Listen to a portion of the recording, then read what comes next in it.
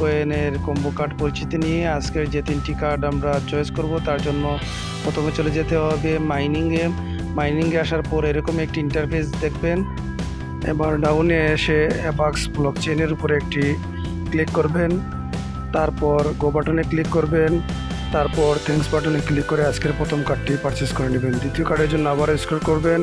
এবার দ্বিতীয় কার্ডের জন্য ERC20 টোকেন যে কার্ডটি আছে সেই কার্ডটির উপরে ক্লিক করবেন, তারপর গো বাটনে ক্লিক করবেন, তারপর থ্যাঙ্কস বাটনে ক্লিক করবেন।